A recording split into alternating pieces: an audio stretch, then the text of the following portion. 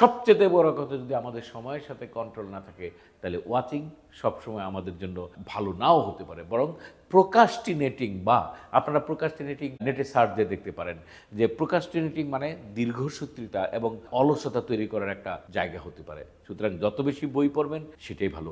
সেজন্য বলছিলাম যে অভিভাবকরা আপনাদের ছেলে মেয়েদেরকে ছোটকাল থেকে পড়ার অভ্যাসটা গড়ে তুলুন এবং সেটা কন্টিনিউ করার জন্য সাহায্য করুন। এখনকার জামানায় আমরা দেখছি যে অনেকে আগে পড়ার অভ্যাস থাকলেও এখন সেটা করতে চাচ্ছেন না বা করছেন না। এখানে আমার কোনো গবেষণা নাই, কিন্তু এটা খুব প্র্যাকটিক্যাল যে যত বেশি পড়ার মধ্যে থাকবেন তত বেশি মনে থাকবে। এবং সবচেয়ে যে কথাটা বলি, পড়ার মধ্যে বলা হচ্ছে গবেষণায় যে কেউ যদি পড়তে পড়তে, ক্যারেক্টার তৈরি করতে করতে, ইমেজ তৈরি করতে করতে, মেমোরি দিয়ে অক্ষর তৈরি করতে করতে সেই শব্দগুলো নিজে নিজে নিজের কানে শুনে, তাহলে সবচেয়ে বেশি মনে থাকে।